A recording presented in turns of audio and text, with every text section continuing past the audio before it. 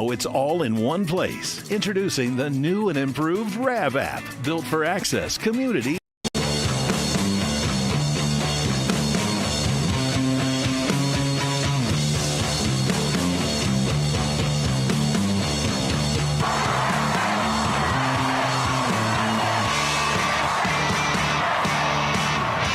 The Charlie Kirk Show starts now. Ellison, let me start with you. You're the Attorney General of the state of Minnesota. Do I have that correct?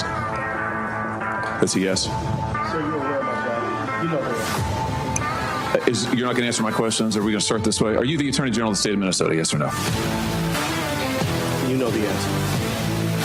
Mr. Ellison, you're in my courtroom now. You're under oath. So I suggest that you answer my questions. You the Chief Law Enforcement Officer of the state of Minnesota, yes or no? Let's try another question. Are you familiar with the $9 billion in historic fraud out of your state, including the $250 million in the Feeding Our Future program alone? Are you familiar with that? Don't turn to the pages in your book to get your potted answers. Are you familiar with it? Yes or no? Yes, I am familiar with it. Very familiar, aren't you? Because the people who ran the Feeding Our Futures program came to you in your official office in the state capitol December 11th, 2021, and asked for your help in getting investigators off their backs. They complained to you for upwards of an hour about state investigators going after them, and they begged you to help them, and you agreed to it, amazingly. And we know you did. That's not because true. It's all caught on tape. Yeah, every single sentence is caught on tape. Here's what you said. Let's take a look. You said, it's not a question. You said to them, send me the names of all these folks who are investigating them. You said to them, send me their names, and I'll take that list, and I'll call the person over at Education who was investigating them and say, what's going on? Why am I getting these complaints? Then you went on to say, I already have my team working on this. What day should we get together to discuss it again? You made pledge after pledge to them. You said, we've got to make sure this guy who's investigating them stops it. You said, you have my attention. I'm concerned about this. You said, let's go fight these people, meaning the people who were investigating the fraud. Why'd you do it? Why'd you help them? Are you going to let me answer? Please, we're all ears. So first of all, you're cherry picking quotes out of there. Why did you help them? I thought you were going to let me answer. Why did you help them? Are you going to let me answer? Why did you help them? You let me answer and I'll answer you. Tell the truth and I'll let you answer. I will tell the truth. Good. Let's do that. That'd be a nice change. Why'd you help them? Now see, Mr. Chairman, I didn't come here to be insulted. I came here voluntarily. You came here for the truth. Let's have it. Why did you help them? The quotes are here. They're in black and white, and every member of this audience can listen to the recording. It's 54 minutes long. It's all in public. You can Google it right now and listen to it. And listen to it all. Why'd you help them? First of all, I didn't help them. You did help them. No, I did not. I certainly didn't. You're saying you didn't do anything for them. You didn't. Well, wait a minute. I already have my team working on this again. That's not you? I have my team assisted with the information that led to the prosecution and conviction of these people. No, you didn't. You didn't lift a finger to prosecute them. No, you did not. No, because it was a federal prosecution. You had, BS. You had whistleblowers come to you as early as 2019. You're the one talking BS. Hey, listen, it's my time. Doesn't know what you're talking about, sir. No, sir. You now have encountered the truth and you don't like it. Why'd you take their money? Why'd you take their money? I didn't. You took $10,000. No, that's a false statement. $10,000 9 days after the meeting. False statement. You took $10,000. Here's what happened. They went to your office. They solicited money from you. They solicited help from you. That's also wrong. They came to your office. It was your official office. You met with them for 54 minutes. No, they asked you for help. You pledged it to them, and they talked repeatedly about money. In fact, it's all they talked about. Money. They said, we will put our dollars in the right place. We will support candidates that will fight to protect our interests. You replied, that's right. They said, if you are securing your donor base and securing your power base, you can act the way you want. You replied, money is freedom. They said the amount of money circulating, I'm reading the transcript, the amount of money circulating in our community today is powerful, and we haven't realizing it in a meaningful way. And you said, give me the specifics. And 9 days later, you took $10,000 from people who were then indicted. It's in your reports. Why'd you do it? Sir, was it worth it? You know what? This is a theatrical performance. 10,000. This is the truth. This is what accountability looks like, of which you've had none. You helped fraudsters defraud your state and this government of $9 billion, and you got a fat campaign contribution out of it. You ought to be indicted. True. Welcome to Real America's Voice, Real Minute. Your quick look at the powerful stories of faith and freedom, inspiring audiences across the nation. Angel Studios presents. I'm Bo Davidson with your Real America's Voice, Real Minute. Did you ever wonder what truly happened in the COVID-19 pandemic and whether Anthony Fauci would ever be held accountable? I think we all have. Filmmaker Jenner First has an upcoming documentary that searches for truth, transparency, and accountability called Thank You, Dr. Fauci. Governments lie. Anthony Fauci put everyone on the planet at risk without their consent. It's beyond suspicious. Research caused a pandemic, killed 20 million, and cost $25 trillion. Fauci would prefer a lie. Public trust, national health, and global security are at stake as this documentary digs through thousands of pages of documents and interviews with former officials and whistleblowers in the most controversial narrative of our time that may also be one of the largest cover-ups in modern public health history. There was a cover-up. Why would we trade the Chinese the most advanced biotechnology in the world? He's a spy. It's insane. I don't think this is going to be foolproof. Things are going to slip through. Fauci knew and lied repeatedly. Rather than being a partisan hit piece, Thank You, Dr. Fauci is an honest look at the origins of COVID-19 and a potential bioarms race with China. Every day, there's a battle for your mind raging. Information coming from every angle with the will to deceive. Fear not. You found the place for truth. The voice of a generation that still has the will to believe in the greatest country in the history of the world. This is the Charlie Kirk Show. Buckle up. Here we go. All right, welcome to the Charlie Kirk Show here at the mobilebitcoin.com studios. We are still in Palm Beach. Well, I am, and Blake is holding it down in Phoenix, Arizona. Bitcoin.com, Arizona. That's true. You're at the studio there. Your one-stop shop to buy, sell, and trade Bitcoin. Check them out today. We want to start today's show by unpacking some of the newest details involving the trans shooter in Canada that left 9 dead, including himself, as well as his stepbrother, a 12-year-old stepbrother, and his mom, and then killing a bunch of kids and one teacher. The kids were between 12 and 13. It's just an absolutely excruciating story. But some of the details that have emerged have been raising eyebrows just because they are so, I would say, troubling, demonic, frightening. And we have to play this video because I think it sets the tone for what we're about to unpack now. This is the alleged Canada shooter laughing maniacally. And I want you to look at this video of this individual and then realize that instead of getting mental help or spiritual help, the officials in Canada instead decided to pour poison and drugs and more SSRIs down his throat. 447.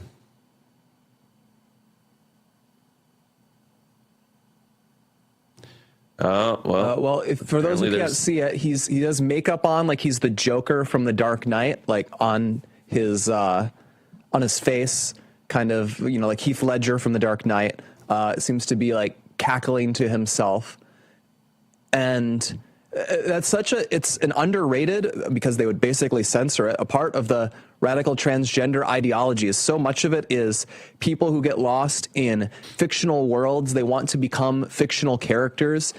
One reason when people change their names, they tend to not just pick a feminine version of their original name. They'll pick like a totally new one, like they're creating a new character in a video game. And that's something that incredible that was found the other day.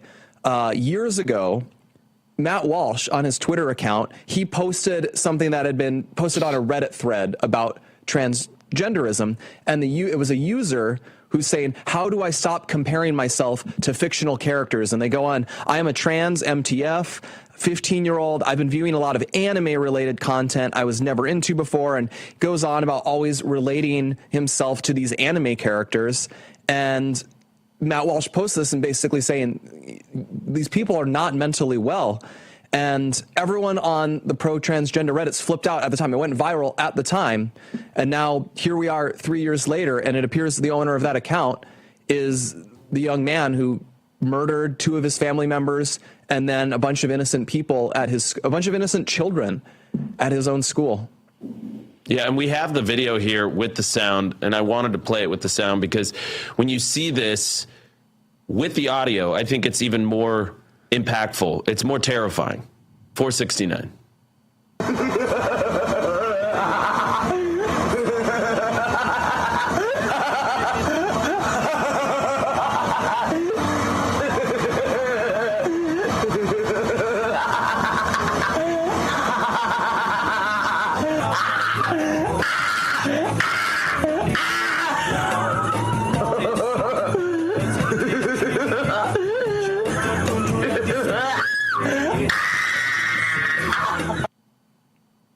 Yeah, absolutely. Never play that video on this program again. Oh my gosh. Yeah, we will never do that again. But I think it's important because these are the people that a certain contingent of the population, mostly radical progressives, are doing everything in their power to defend, to apologize for, to create avenues and protections, legal or otherwise, and as opposed to getting them the help that they need.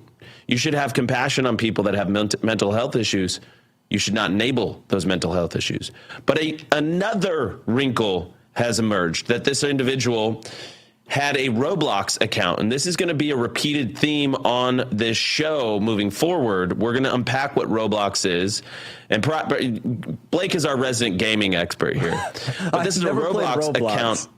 Well, but you probably know more about it than I do. Belonging to the Canadian mass shooter, it was discovered by the internet forum Kiwi Farms last night. One of the games created by the shooter is a mall shooting simulator. A mall shooting simulator modeled after a real mall in Canada, where the player can fire into a crowd of innocent, helpless, terrified civilians.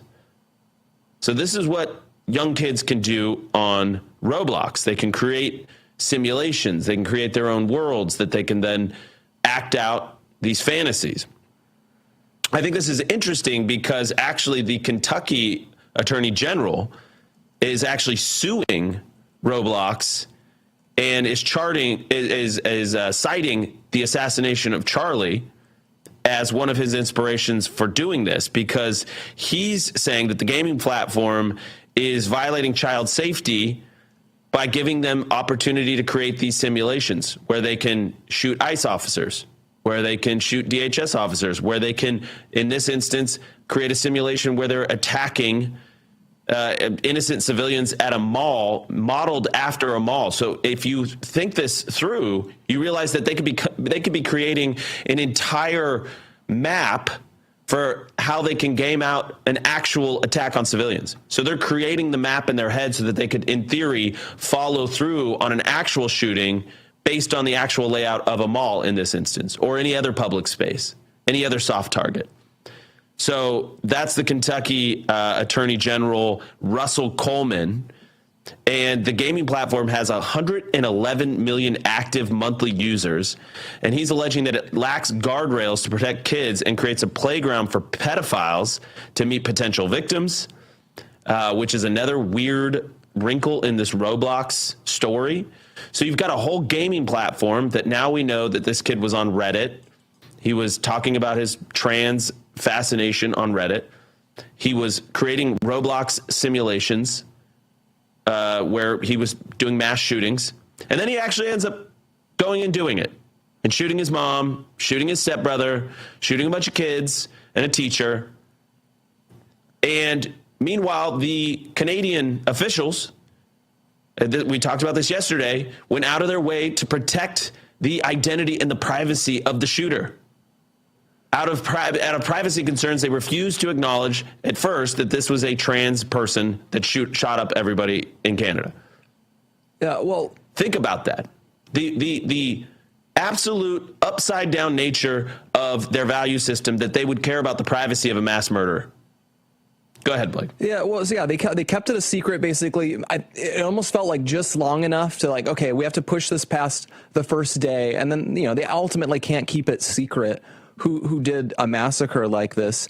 On the Roblox topic, you don't want to fixate on the specific game, though it is true a ton of people are in it. It's hugely popular. But you also find these people in Minecraft. You find them in similar games. And you'll also see people, we saw this with Charlie, where people are going in Discords. Discord started as a gaming server for people to discuss games, but now there's a million Discords dedicated to political radicalism, dedicated to transgender topics. They radicalize each other on these forums. And I think the big picture thing to be aware of, like if you're a parent right now, you have to realize there are gigantic online worlds that it's very easy for your children to get sucked into and have it just totally take over their life. If you don't know who your children are talking to online, you have to be aware very dark things could be going on. And it's not that you need to police everything you do, but you should be talking to them. Who are your friends online? And make sure they have friends offline as well. If they're just marinating in this soup of whatever is reaching them on the internet all alone with no input from real people around them, incredibly dark things can be unfolding. And as parents, you have a responsibility to be aware of that. Fantasies lead to realities, and for goodness sakes, do not shove SSRIs down their throats when they're dealing with severe mental illness. My goodness, we'll get into that on the other side of this break.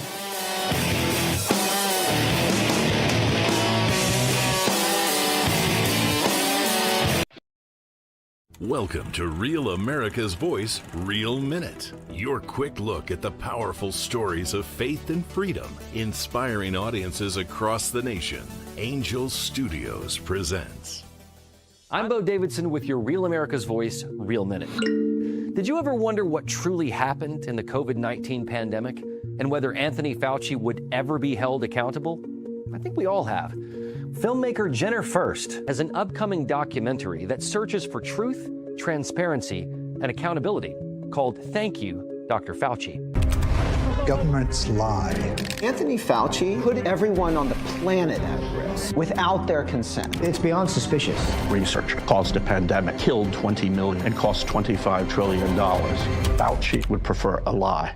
Public trust, national health, and global security are at stake as this documentary digs through thousands of pages of documents and interviews with former officials and whistleblowers in the most controversial narrative of our time that may also be one of the largest cover-ups in modern public health history. There was a cover-up. Why would he trade the Chinese the most advanced biotechnology in the world? He's a spy. It's insane. I don't think this is going to be foolproof. Things are going to slip through. Fauci knew and lied repeatedly. Rather than being a partisan hit piece, Thank You, Dr. Fauci is an honest look at the origins of COVID-19 and a potential bioarms race with China. It streams exclusively on Angel Studios app and site starting on October 23rd. And all you need to do is go to angel.com/Rav to stream it. So be ready to watch, question, and share as the quest for truth and accountability continues.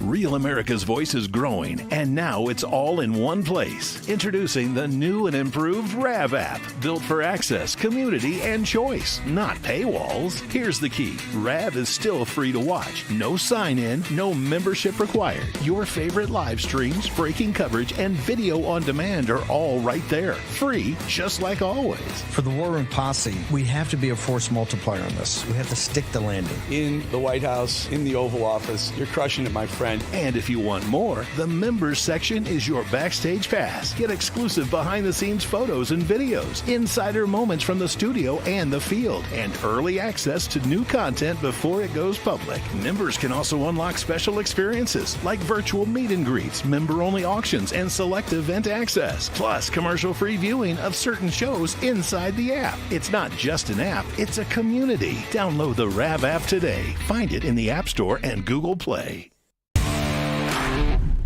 Hi, this is Kelly Renee from Northern California Hills, MAGA Country. The reason I watch Real America's Voice is for the faith.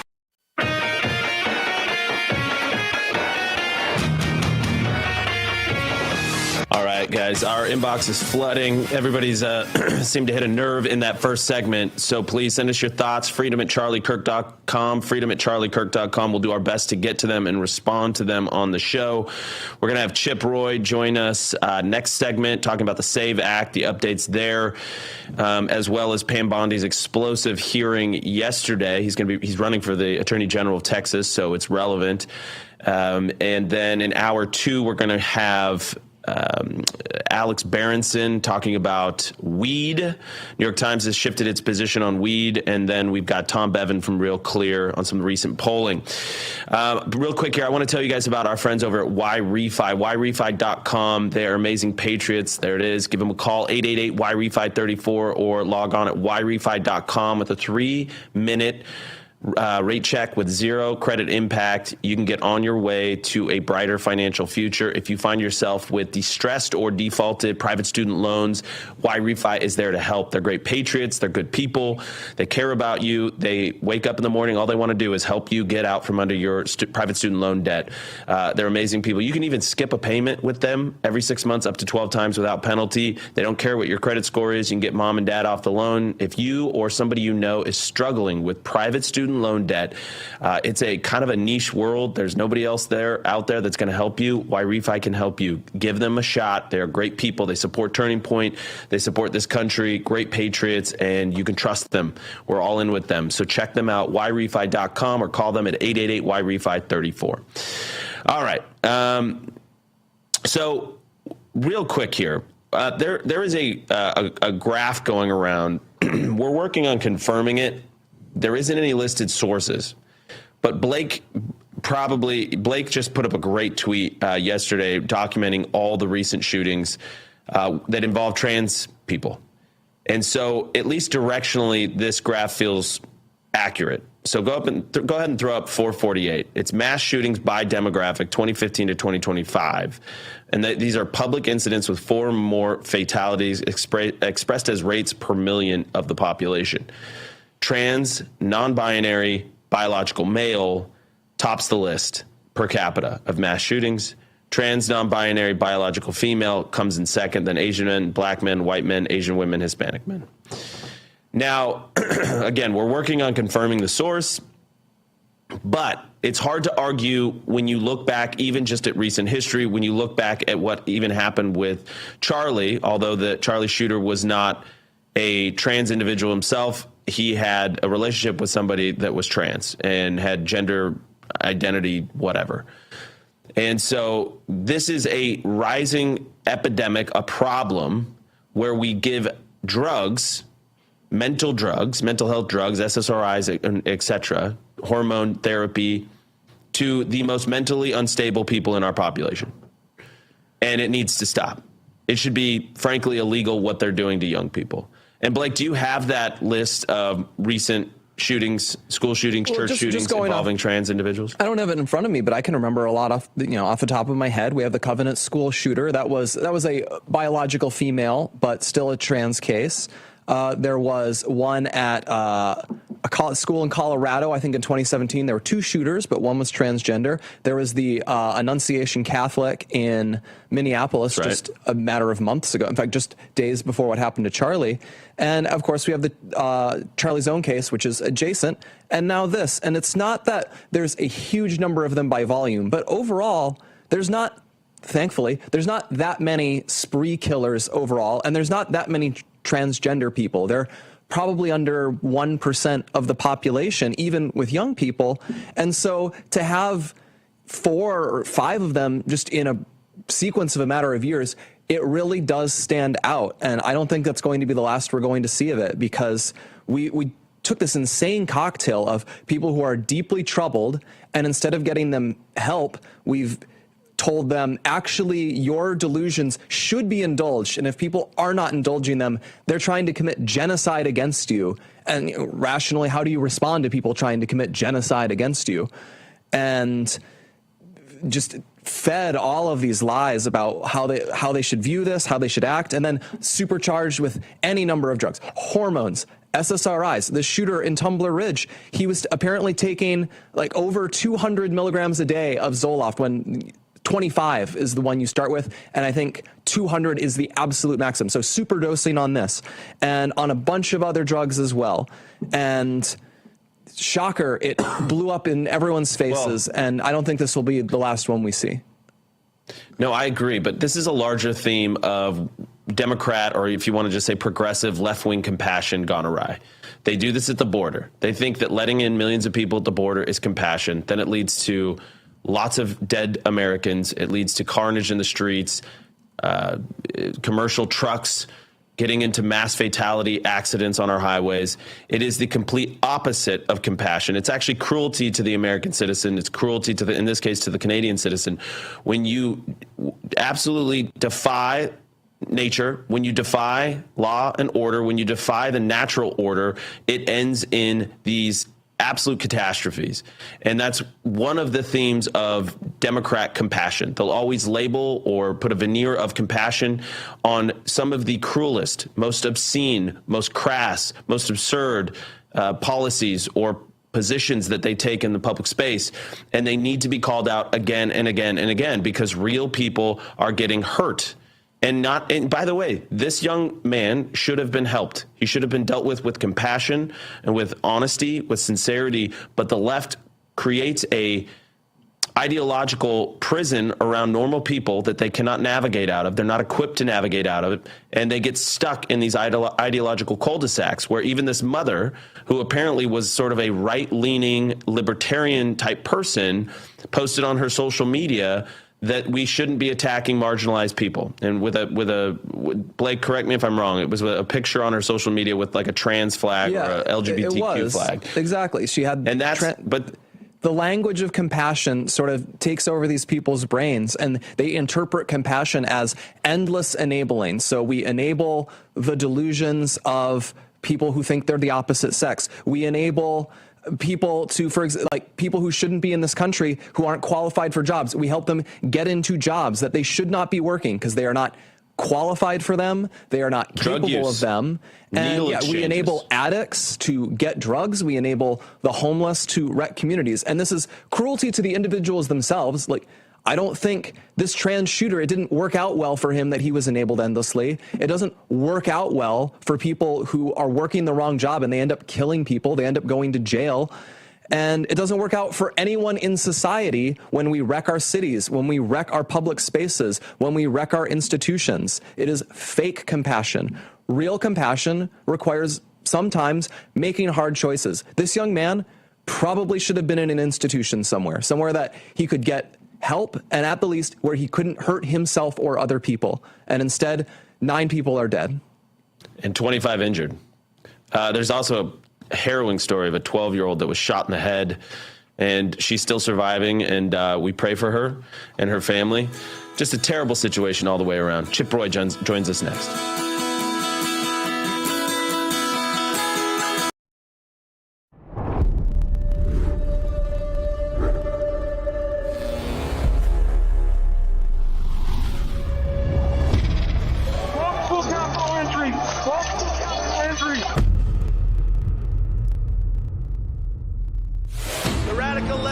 Exactly what they're doing. They want to steal the election. We're going to walk down Pennsylvania Avenue, and we're going to the Capitol. They need to take back our country. Events in Washington have taken a violent and tumultuous turn.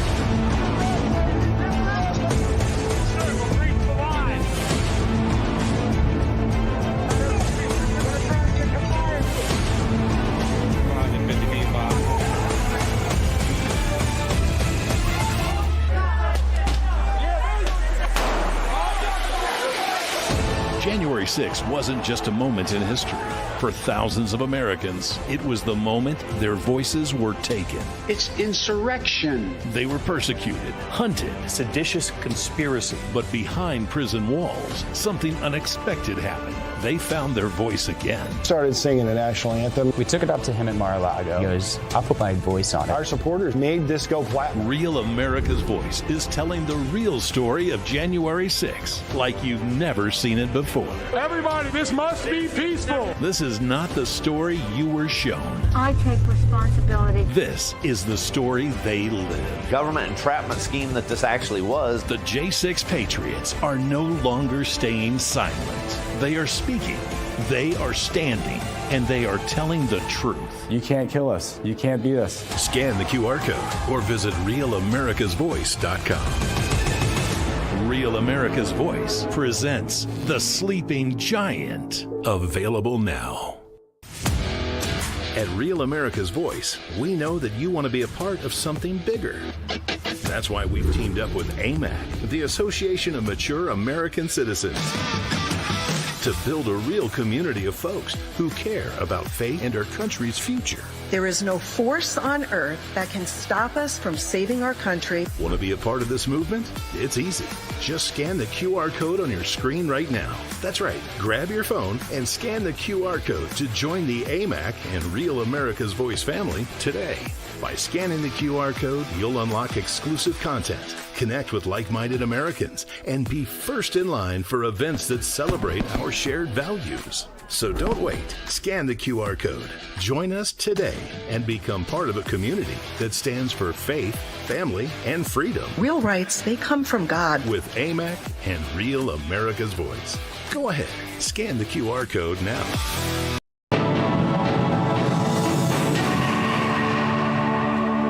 Welcome back to this Real America's Voice news break. I'm Terrence Bates. The Trump administration is drawing down its ICE anti-immigration operation in the Minneapolis area.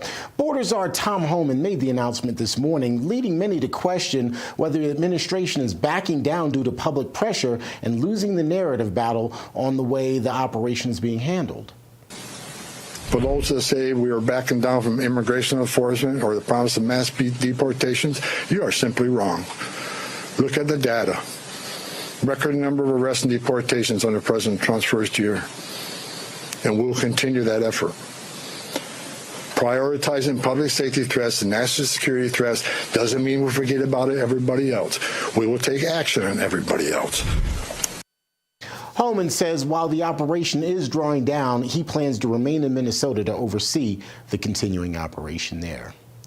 Meantime, the picture we're getting ready to show you is about the only evidence you'll find of Wednesday's meeting between President Trump and Israeli Prime Minister Benjamin Netanyahu. The White House sit-down was an encore to Netanyahu's meeting with Secretary of State Marco Rubio and the U.S. delegation to Israel. Taking to Truth Social, 47 described the meeting as good, but also noted that nothing definitive was reached other than that President Trump himself insisted that negotiations with Iran continue. This in hopes of reaching a deal. The commander-in-chief also writes, "We discussed the tremendous progress being made in Gaza and the region in general. There's truly peace in the Middle East," he writes. Attorney General Pam Bondi's impassioned and at times contentious testimony before the House Judiciary Committee on Wednesday is continuing to make headlines this morning. The nation's top prosecutor faced questions about her handling of the Epstein files, specifically accusations that she hid names. She was also accused of weaponizing the Department of Justice. Bondi defended herself, though, while simultaneously turning the table on Democrat lawmakers for what she described as their failures and the refusal to focus on what voters really want. General Bondi says the left's tactics are meant to distract from all the good work the administration is doing.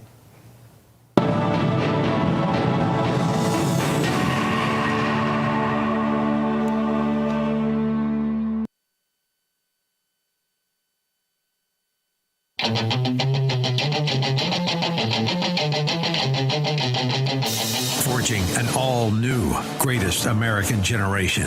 It's the Charlie Kirk Show. All right, welcome back. We're about to be joined by Texas Representative Chip Roy, who's also running for Texas Attorney General. We're going to talk SAVE Act in just a second. But first, I want to talk to you about our friends over at Strong Cell. And no, that is not a place you put corrupt politicians, at least not yet. Not in this country, not yet. Blake's still waiting on the good news.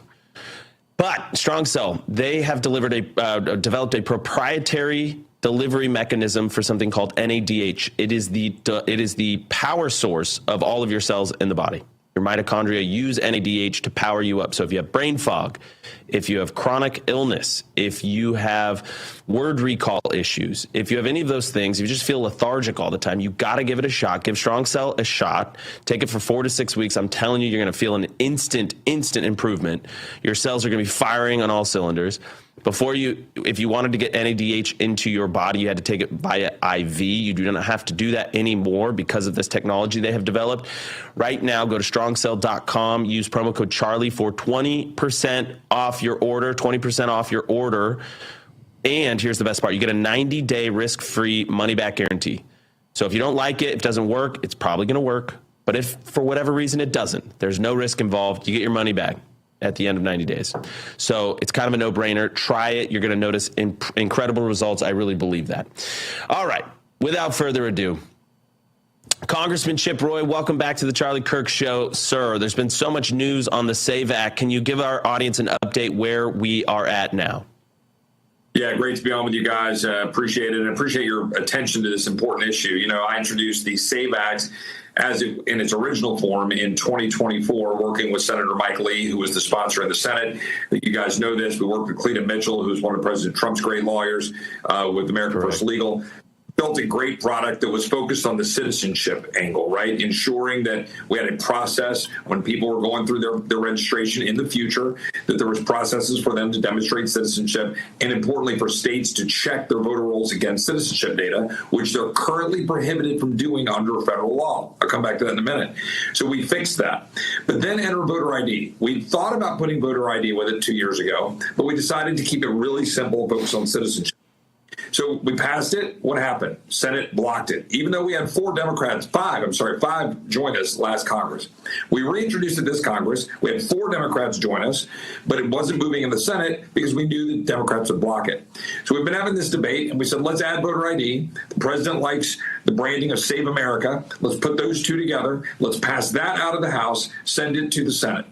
And with the great work of Scott Pressler, of a whole bunch of organizations, you guys, everybody else keeping the heat up, we've now got it out of the House. We passed it through last night, had 1 Democrat join us, so it's still bipartisan.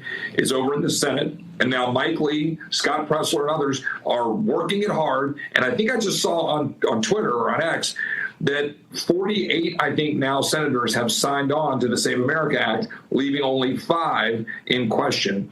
McConnell and Murkowski have indicated they may not support it on federalism grounds, which I think is fake. And this totally honors federalism in the Constitution. So that's the current state of play. Now we just got to figure out what they do in the Senate. Yeah, so explain, you brought up 2 points, the federalism angle as well as, well, let's start there, federalism angle, because the issue is that the Constitution gives the states the rights to the time and the place of their elections, right? So this is kind of the angle. What is your argument and your retort to that? Yeah, first of all, hard to find somebody who has stood up over their life to defend states more than myself and Mike Lee, right? And we're 2 of the most ardent federalists up here. When I was the first assistant attorney general in Texas, we were fighting against federal overreach. I wrote a book with Rick Perry about federalism. I served the Texas Public Policy Center's 10th Amendment Center. So I love federalism. However, what we're talking about here is something that has very clear purview in the Constitution for us. Stop for a minute and consider elections. Federally, we set elections in November, right? We don't tell states that they have to run their state elections on the same day, but they do. That's basically what we say we're doing here. We're setting the guardrails around things under the power of the Constitution, under the Elections Clause, under a number of the amendments that walk through, including the 14th Amendment and a whole bunch of others.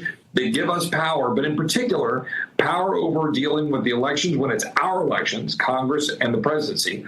It does say the states do the time, place, and manner, but it also then says Congress can come in and do it too, explicitly in the Constitution. So we generally defer to the states. Like, we're not telling them where the polling places have to be. We don't tell them that their state elections have to be on a certain date, but we're saying for the federal elections, do them in November for the general election. And now we're adding these components. Hey, we just want to guarantee citizenship. And the last thing, we are freeing up states to do what they want to do, but are prohibited from doing now. So it's pro-federalism. Arizona has 2 ways of electing. You guys know Arizona well. Arizona checks citizenship for state and local, but is prohibited from doing it for federal. So they have to run two systems. And they don't check the data on federal because they're not allowed to. The SAVE Act fixes that. The Save America Act. Explain that.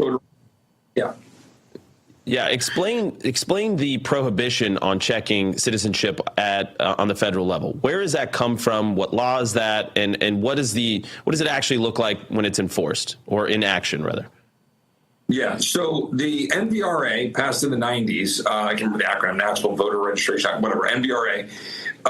That had a clause in there that was interpreted by courts, I think wrongly, but it was interpreted that way, to say that the states weren't allowed to take their voter rolls, so say Arizona, take their list, and go, hey, we want to check that against what's called the SAVE system. It's why we call this the SAVE Act, the SAVE system, which is the system where we have our citizenship data, and make sure those are aligned.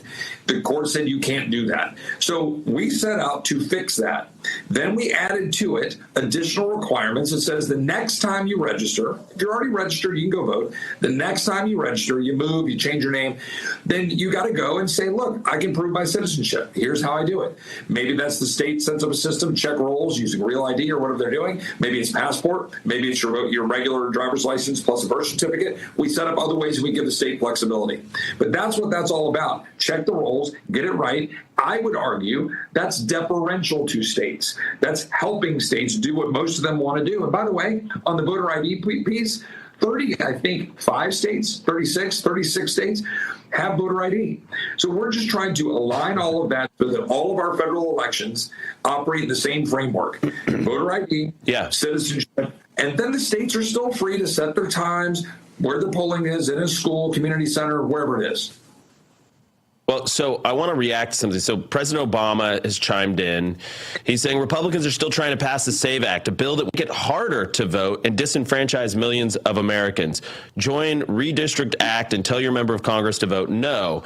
And then I couldn't help but see this beautiful clip with Scott Jennings on CNN last night where chaos erupts. I don't know if you saw this, Congressman, but it's a phenomenal clip. I'll get your reaction on the other side, 437. He is actually championing a bill that actually would take voting rights away from a lot of black people in this country. Wait, what voting rights is he taking away from black voters? Oh, if we look at the SAVE Act? The SAVE Act, that's exactly what we're talking about. That is actually going to continue to disenfranchise overwhelmingly a lot of people of color. There are so many civil rights organizations that have run the data. If we look at the way that it is going to disenfranchise black voters, it's the same reason why Chuck Schumer called it Jim Crow 2.0. So this is the same president. If we want to continue. You haven't said how yet. 76% of black voters think we should show an ID to vote. 80% of Hispanic voters, 83% of the American people. Are you saying that black voters are too dumb to know what's good for them? I mean, it sounds pretty condescending to me. So Abby Phillips comes in later and she says, well, the SAVE Act isn't about that. You got, like, most people don't have their birth certificate. Most people don't have, a passport. What's your reaction to that pushback, Congressman? Well, first of all, good for Scott Jennings. He's doing the right thing and pushing back, and he's making the right points, right? But I'll make one additional point, and using an example. I can't remember who it was and what show did it, but somebody went out in the field and interviewed people in New York about this issue last year, I think it was.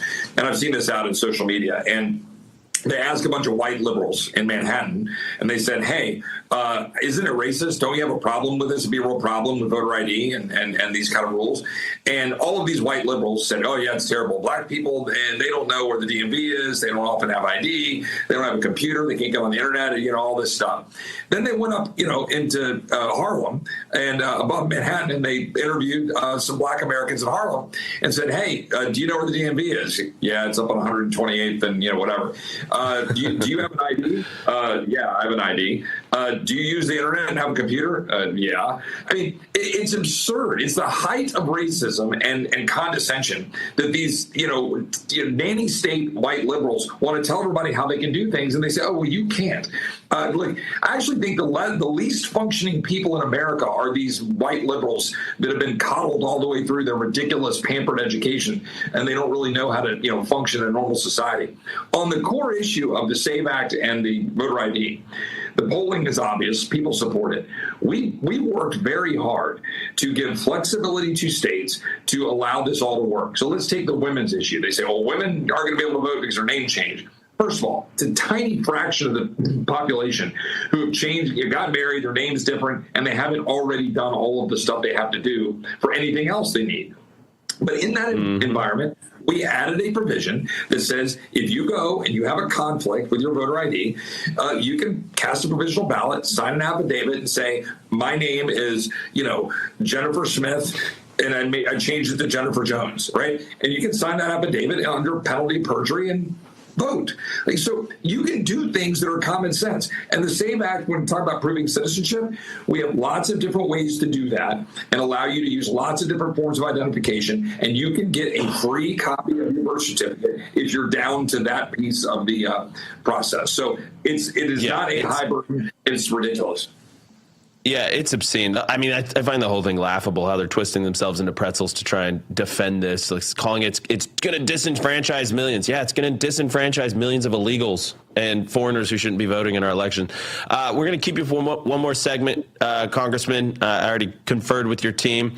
But first, I want to tell you guys about All Family Pharmacy. Right now, they're running a big President's Day sale with 47% off some of the most requested medications, including ivermectin, hydroxychloroquine, mebendazole, and GLP-1 weight loss medications. And this is exactly why we recommend All Family Pharmacy around here. They're built for people who want options, people who want to be prepared with what they may need at home. I'm feeling a little under the weather right now. I'm on the road, but I've got my All Family Pharmacy kit back home, so I should have brought it with me. Shame on me. You don't have to beg your doctor for a prescription. You don't have to sit in a waiting room. You don't have to deal with insurance nonsense. You simply order online, fill out a quick medical form. A licensed doctor reviews your request, writes the prescription. It's simple, straightforward. No coupon was required. So this President's Day sale runs through Tuesday, February 17th, and when it ends, prices go right back up. So go to allfamilypharmacy.com/Kirk. allfamilypharmacy.com/Kirk and grab that 47% off sale while you can. We'll be right back.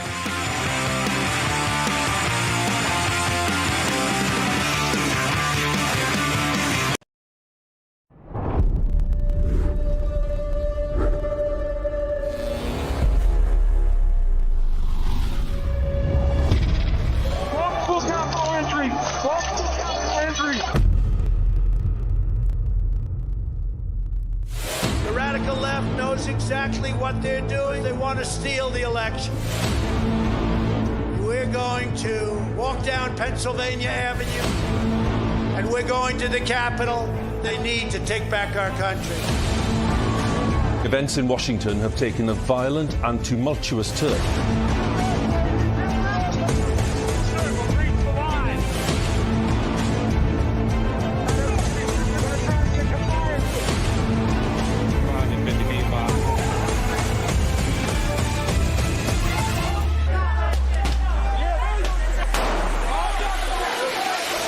January 6th wasn't just a moment in history.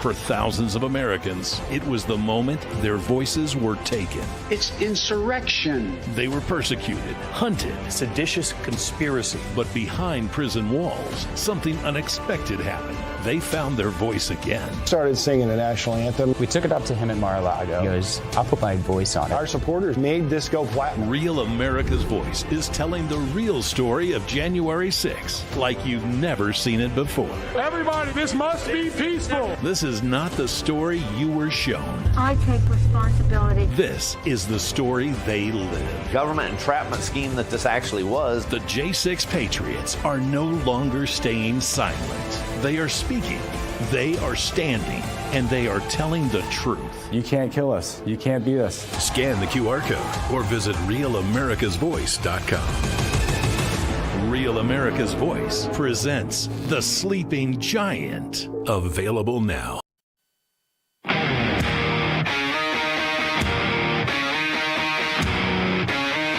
welcome back. We are with Chip Roy, congressman from Texas, the great state of Texas. He's also running for attorney general, so I wanted to keep him on for one more segment because a big part of the news today is that explosive hearing with Attorney General Pam Bondi. You were part of that hearing, Chip, so I'm excited to get your perspective on it. There's a lot of news that's come out of it.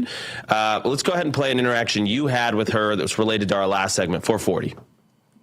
Am I correct that under your leadership, the Department of Justice has prosecuted cases of non-citizen voting? So it's false, as some of my Democratic colleagues have claimed, that it doesn't happen. Yes. I ask that today because we're voting on the Save America Act today to enact common sense policies to ensure only American citizens vote in American elections and enact federal voter ID laws. But it's true, for example, that in just this month, a federal grand jury in Newark indicted 2 men with illegally voting in federal election and making false statements. Mohammed Mazammel and Mohammed Shakil were non-citizens at the time they registered to vote. This happens. It happens regularly, and you're prosecuting those crimes, correct? Yes. But does that prosecution of those criminals overturn their previously cast votes? That's all pending. But it does not overturn votes that they've cast, right? So passing the Save America Act would help deal with that problem. Yes, Congressman. So there was a good interaction for her, but it was an explosive hearing. Now, you are Turning Point Action endorsed candidate for Attorney General in the great state of Texas. We're honored to be behind you, back you 100% of the way there, Congressman. And, everybody can support Chip's campaign. Please chip in if you can. Pun intended, I suppose. ChipRoy.com, ChipRoy.com. I think you're going to do a great job down there. But so, that was good. But she's got a tough job, Congressman. She had this interaction with Thomas Massey about the Epstein files. Maybe just unpack how you see all that playing out. It was some of the victims their names were not redacted, but some of the co-conspirators were redacted. Listen, I know this is weird waters to wade into, but the floor is yours. Well, no, I appreciate it. And first of all, I'm going to take it serious if I have a few minutes. One, it was a very, explosive hearing. Democrats were going after her combatively, trying to attack her on the basis of what the situation is on the Epstein matter. Rather than going through it logically and sort of calmly to get and elicit, I think, questions on a tough subject. And when I got to my questions with the Attorney General, I focused on a handful of things. I wanted to set the groundwork on other issues like voter fraud, and I also talked about the extent to which they are eliminating backlogs in their immigration judges, their hearings at asylum, and all those things. Important stuff as a baseline to show they're stopping crime. They're stopping illegal aliens when they're working with DHS with their judges. They're working to stop voter fraud. They're doing a lot of great work. Crime's going down. So the baseline is America's better and safer. But Epstein is a real issue. We're all concerned about these power brokers and what Epstein himself did. But I focused this way. I said, one, true or false? President Trump, his administration is the one that actually indicted Epstein. Answer, true. It was President Trump's administration that indicted Ghislaine Maxwell. True. Those two are in jail because of the first Trump term. President Trump says, hey, we want to know all the files on this stuff. So what happens? Over the last year, a lot of files have gotten out. Democrats politicized it, and they wanted to push for more information. Well, guess what? I want to see more information. I bet you guys want to see more information. We don't want these power brokers to abuse underage women in a sex trafficking ring. It's disgusting. So the question is how? When Congress passed the law that my friend Thomas and these other guys pushed, they did a discharge petition, we were concerned, a lot of us, that it wasn't tightly drafted enough to ensure that victims would be protected. So I asked the Attorney General, Bondi, I said, is it not true that we pushed to try to make that a better demand? If Congress was going to insert itself into the prosecutorial function, which is a questionable thing to do, but you want to do it to get more information, shouldn't we have been tighter about that?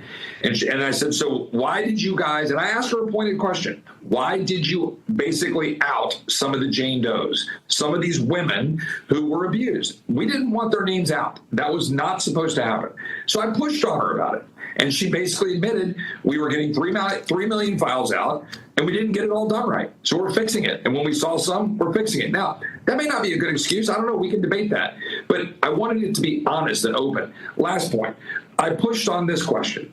If Ghislaine Maxwell was convicted for trafficking in young girls and underage girls, was it just Epstein or are there others? In other words, are you going to indict or go after anybody else? And I was the only one that pressed her to the point to say, and she said, we have ongoing investigations on individuals that they're going to pursue further on that subject. So, look, I think they're trying to go after and seek the truth. We have a job to push. I'm going to try to go look at the files this afternoon. I was going to fly home, but I could only get a spot because of the hearing in the SAVE Act this afternoon. So I'm going to go over to DOJ and look at some of this stuff. But we're trying to seek the truth wherever it may lead. The Attorney General is doing a good job stopping crime. And I think it was a bunch of political show by Democrats trying to score political points, not actually pursue truth. Yeah, and I would give her really good marks on some of her pushback. Like, why didn't you do this during Biden? You know, right. It's obviously a political football that they just see an opportunity now to take advantage of.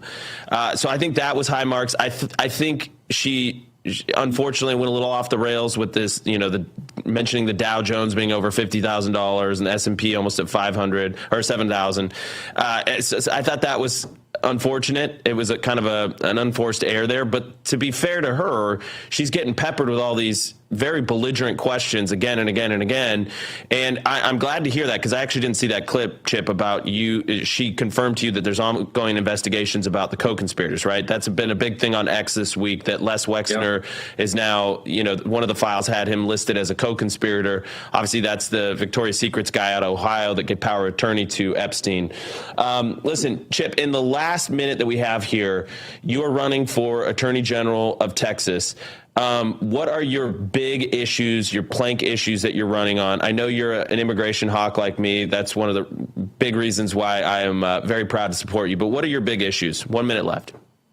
Yeah, I mean, one, absolutely the border. We have to ready ourselves to the fact that President Trump's not going to be there forever. We had him before, and then we got Biden-Mayorkas, and our borders were exploited, and Americans were getting killed, and fentanyl was pouring into our communities. So we need an AG who's going to fight that and knows how to do it. I've been winning up here on that subject. I got to take that to Texas. Number two, we've got to stop the Islamification of Texas. I held a hearing 2 days ago where we had great witnesses who came in and talked about what was going on, founded the Sharia Free America Caucus with my fellow Texan Keith Self.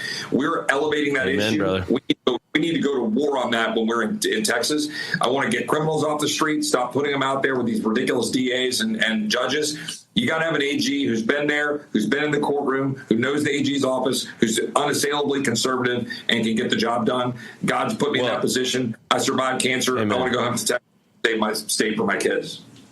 You know what you need to do in Texas? You need to get these county prosecutors more in alignment with the AG's office, though. You guys, people don't realize that Texas has the largest conservative attorneys general team in the country. So it's a huge, especially if we get a Democrat back in the White House, we need Texas to be strong. Chip Roy, thank you. God bless you, sir. We'll talk to you again soon. God bless you. Thank you. Alex Berenson joins us next.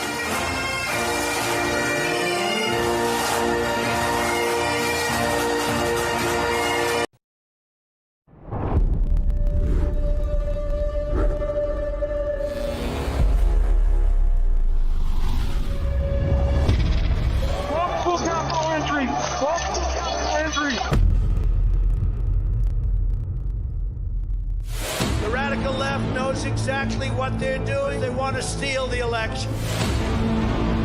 We're going to walk down Pennsylvania Avenue, and we're going to the Capitol. They need to take back our country. Events in Washington have taken a violent and tumultuous turn.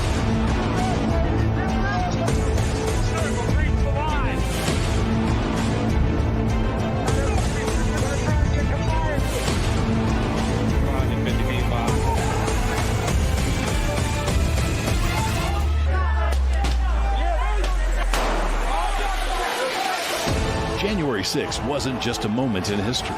For thousands of Americans, it was the moment their voices were taken. It's insurrection. They were persecuted, hunted. Seditious conspiracy. But behind prison walls, something unexpected happened. they found their voice again. Started singing the national anthem. We took it up to him at Mar-a-Lago. He goes, I'll put my voice on it. Our supporters made this go platinum. Real America's Voice is telling the real story of January 6th like you've never seen it before. Everybody, this must be peaceful. This is not the story you were shown. I take responsibility. This is the story they live. Government entrapment scheme that this actually was. The J6 Patriots are no longer staying silent. They are speaking, they are standing, and they are telling the truth.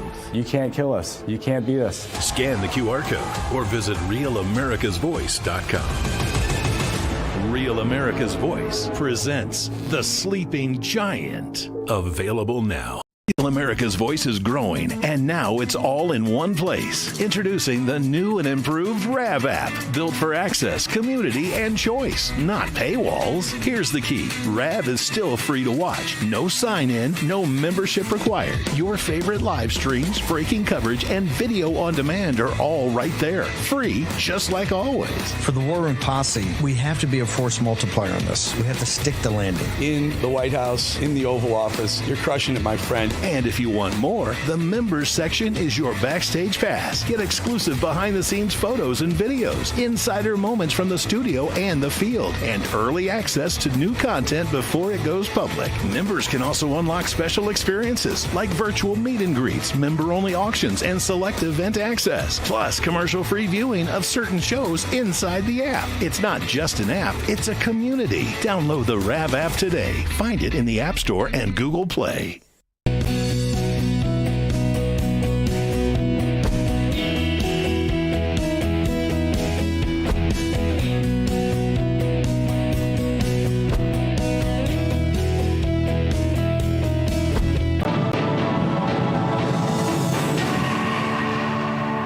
Bates here with your Real America's Voice news break. We appreciate you being here with us. It's been almost 2 weeks since 84-year-old Nancy Guthrie's disappearance, and it doesn't appear that investigators are any closer to finding her today than they have been at any point in the search. The FBI and local authorities have reportedly received 18,000 tips, and agents are said to be conducting a, quote, extensive search for the mother of Today Show host Savannah Guthrie. Real America's Voice is on the ground in Tucson, Arizona, with the very latest on the investigation and the ongoing effort to bring Nancy Guthrie home alive. RAV correspondent Kevin Posobiec joining me live now with the very latest. Kevin, good afternoon. Well, I guess it's still morning there. Good morning. Yes, good to see you again, Terrence. So as you can see behind me is the house in question here under investigation. And there's media lining the streets. There's drones in the air. There are even military aircraft flying over at times. I don't think that's related, but you never really know. So earlier, there was posts and still developing. There was a team. There was a white tent constructed behind me at the entrance where we all saw the video and the Nest doorbell being removed or attempted to have been removed with the glove that is now in forensics. So the forensics team from Pima County here has come down, and they conducted a procedure of about two hours, I want to say, give or take. And they wrapped up about an hour ago. We got some footage of that. And so we're going to wait and see what they find. That is pretty much in line with what we've been told so far. And yeah, other than that, it seems relatively stable here. There is a sheriff's truck on guard here as well, just so nobody gets onto the property or too snoopy here. Right. And yeah, that is almost pretty much where we're at. So we're going to keep looking around. Hey, Kevin, I'm curious if there's a sense on the ground there that investigators are actually making headway. There seem to be these small pieces of evidence that are coming to light, but do the investigators seem to think that it's leading anywhere? Well, we certainly hope so. And I got to say, honestly, I mean, if there's 18,000 tips, even if half of those are actually credible and lead somewhere, it's going to take a lot of time to go through all that and filter that in an expedient way. But yeah, some of the local live streamers here next to me earlier were saying as much, in that, you know, this should have happened on day 1, not day 12 of this investigation. And thankfully, it hasn't been too windy or rainy during this week almost 2 weeks now case, in which case, I mean, if, everything blows around, there go your tire tracks, there go your footprints. And especially if it rains, there goes all the blood stains and the fingerprints. So it's been hot, humid, just desert weather here so far. So, but yes, I would agree with you, T. It seems that it is slugging along, slow and steady. Yeah. And that is good, but also kind of bad. So I hate to be negative, Kev. I hate to be negative, Nancy, but we're 12 days in, almost 2 weeks. This is an 84-year-old woman who apparently doesn't have her medicine. Is there a sense on the ground? And I would imagine there's buzz. Reporters, we like to talk with each other. What's kind of the conversations being had? Is there this idea that at this point, bringing her home safely, bringing her home alive is probably not going to happen? And I hate to be negative, but we got to report it. We got to talk about it.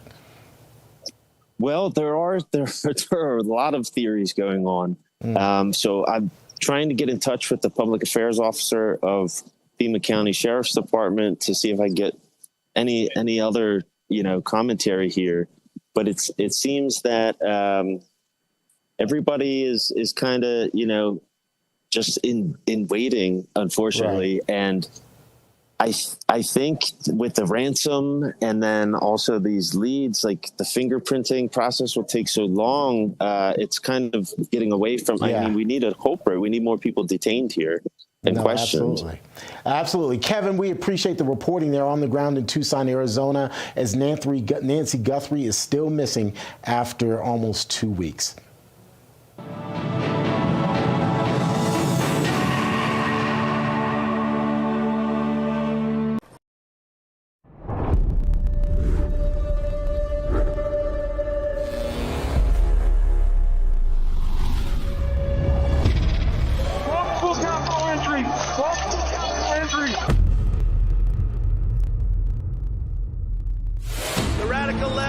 Exactly what they're doing. They want to steal the election. We're going to walk down Pennsylvania Avenue, and we're going to the Capitol. They need to take back our country. Events in Washington have taken a violent and tumultuous turn.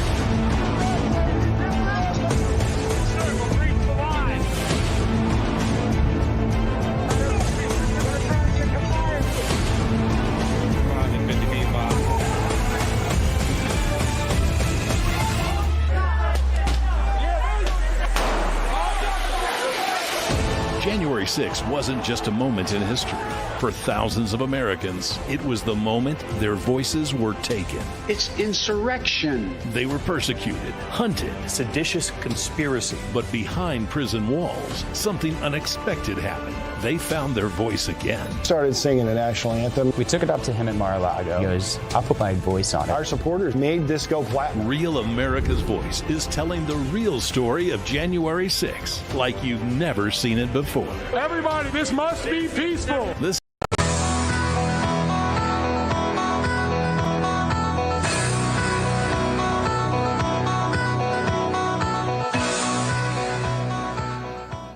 All right, welcome back. Hour 2 of the Charlie Kirk Show is underway. Blake Neff holding it down in the Bitcoin.com studios, your one-stop shop to buy, sell, and trade Bitcoin. Thanks for holding it down, Blake, keeping the studio warm while I'm here in Palm Beach. I'll be back in the studio tomorrow. We have Alex Berenson joining us. Check out his Substack and his book, by the way. It's Tell Your Children the Truth About Marijuana, Mental Illness, and Violence.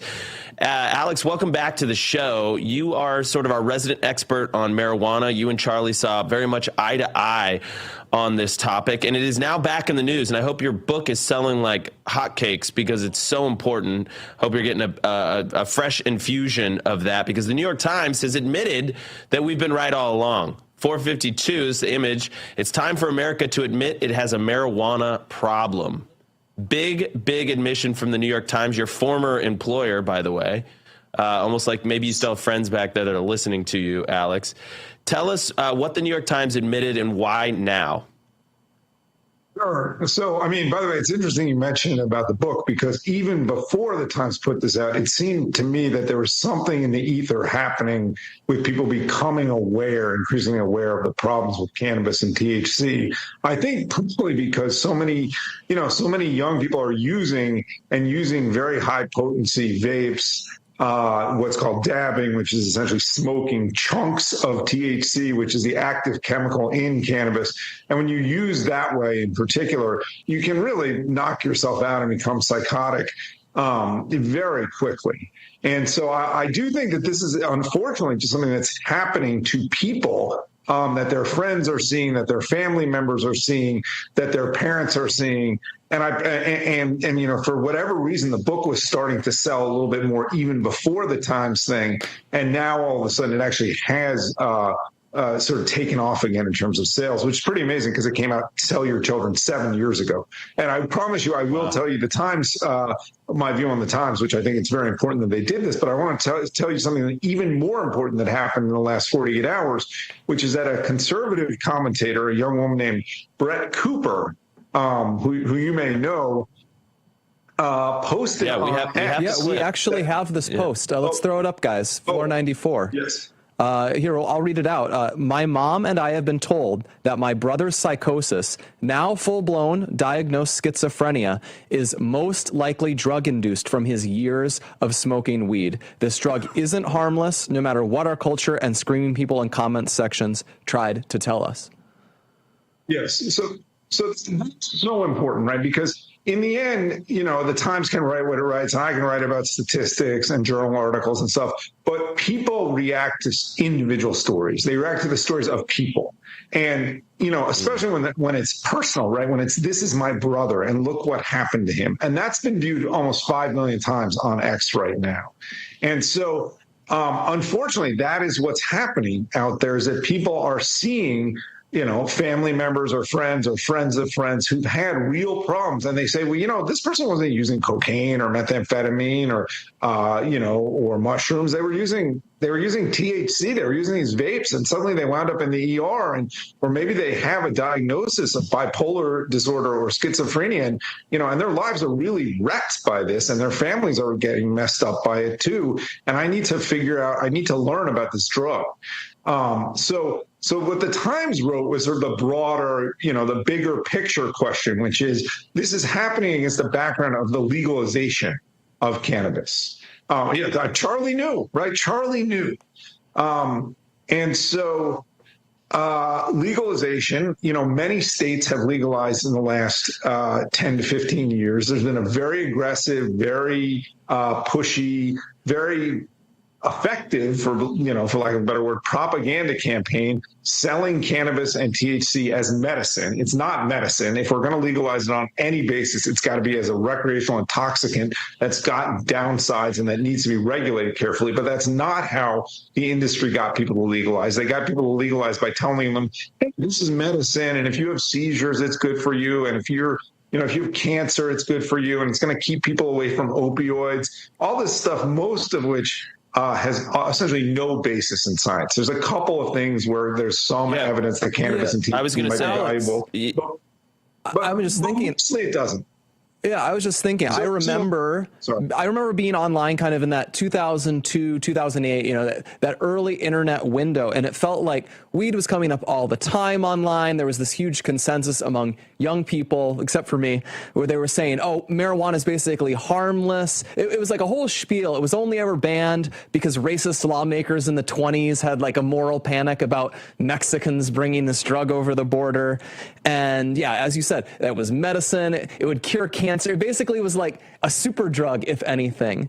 And yeah, and the New York Times, it says in this article here, you know, in our editorials, we described marijuana addiction as relatively minor problems. Many went further and claimed marijuana was a harmless drug that might even bring net health benefits. And we said that legalization might not lead to greater use. And the number they have here is insane. It went from about 1 million daily users in 1992 to more than 18 million daily users today. So the thing about cannabis is actually more addictive than alcohol, considerably more. If you look at the number of people who use compared to the total number of people who use daily, let's say, compared to the total number of users. Okay, there's about 100 million adults in the U.S. who use alcohol on a regular basis, about half the population, a little bit more than half, okay? And so maybe a little bit more than 100 million. Of those people, fewer than 20 million drink every day. Okay, based on the studies. And most of those people aren't drinking all day, every day. If they do, we call them alcoholics. We know they have a problem. They know they have a problem. When it comes to cannabis, there are more people using every day than use alcohol every day, even though the total number of cannabis users are much smaller than the total number of alcohol users. And those people, those cannabis users, when they're using every day, they are waking and baking for the most part. They are not doing this. I'm going to have like one hit. I mean, there's some people who do, but I'm going to have one hit at night and I'm going to go to sleep. No, this is a major part of my life. I wake up to this. I schedule my life around my vape breaks. Maybe I don't have a girlfriend anymore because I decided I liked cannabis more than having a girlfriend. Yeah. Maybe I just hang out playing video games and getting high all the time. That is Alex, not, your viewers know that's a typical pattern. Yeah. Well, and Alex, you're kind of zeroing in on the young male cohort when you're talking about video games, vaping. And this actually tends, from what I'm gathering online, this young male, super high dose of THC, developing brains, leading to schizophrenia. This actually, to me, is one of the more terrifying aspects of increased pot usage and us normalizing it and us sort of deifying the drug as like the only drug in the universe that doesn't have any side effects. Young men seem to be particularly vulnerable to schizophrenia. Let's go ahead and play this cut. We actually have a cut here from Brett Cooper talking about it, 495. My mom and I have been told that my brother's psychosis, now full-blown diagnosed schizophrenia, is most likely drug-induced from his years of smoking weed. This drug isn't harmless, no matter what our culture and screaming people in comment sections tried to tell us. The story is that my brother, Reed, who is 12 years older than me, he became a pothead, I would say, late in high school. Prior to this, he never showed any signs of mental illness. He never showed any signs of psychosis. But for the last decade, my brother, Reed, has been in and out of psychiatric facilities. He has been on and off the streets in states like California and Idaho and Tennessee. He's been all over the country. This is what my family has been dealing with for a decade. My brother Reed is now a diagnosed schizophrenic and he is mute. As it stands right now, currently, he is unable to participate in society unless he is medicated. So we only have 30 seconds here, Alex, but that the young men hit it 30 seconds. So listen, men have a higher rate of schizophrenia than women. They're more prone to severe mental illness than women. And as we all know, as Charlie talked about all the time, young men are having a hard time in society today. And it's understandable that some of them turn to this drug, but it doesn't make their problems better. It makes them worse. And I just hope that they know they're being sold a bill of goods here by the drug legalizers, by the cannabis industry. They really should try not to use this. It's not a good drug for them. We'll be right back. More with Alex Berenson.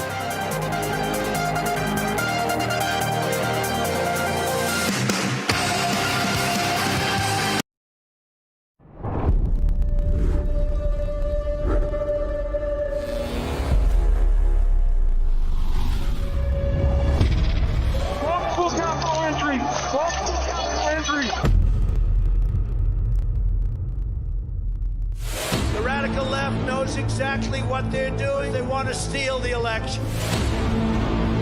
We're going to walk down Pennsylvania Avenue and we're going to the Capitol. They need to take back our country. Events in Washington have taken a violent and tumultuous turn.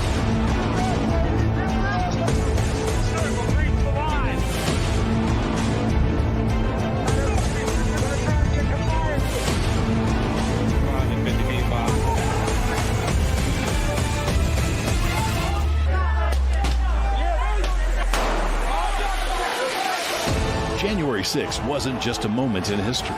For thousands of Americans, it was the moment their voices were taken. It's insurrection. They were persecuted, hunted. Seditious conspiracy. But behind prison walls, something unexpected happened. they found their voice again. Started singing the national anthem. We took it up to him at Mar-a-Lago. He goes, I'll put my voice on it. Our supporters made this go platinum. Real America's Voice is telling the real story of January 6th like you've never seen it before. Everybody, this must be peaceful. This is not the story you were shown. I take responsibility. This is the story they live. Government entrapment scheme that this actually was. The J6 Patriots are no longer staying silent. They are speaking, they are standing, and they are telling the truth. You can't kill us. You can't beat us. Scan the QR code or visit RealAmericasVoice.com. Real America's Voice presents The Sleeping Giant. Available now. At Real America's Voice, we know that you want to be a part of something bigger. That's why we've teamed up with AMAC, the Association of Mature American Citizens, to build a real community of folks who care about faith and our country's future. There is no force on earth that can stop us from saving our country. Want to be a part of this movement? It's easy. Just scan the QR code on your screen right now. That's right. Grab your phone and scan the QR code to join the AMAC and Real America's Voice family today. By scanning the QR code, you'll unlock exclusive content, connect with like-minded Americans, and be first in line for events that celebrate our shared values. So don't wait. Scan the QR code. Join us today and become part of a community that stands for faith, family, and freedom. Real rights, they come from God. With AMAC and Real America's Voice. Go ahead. Scan the QR code now.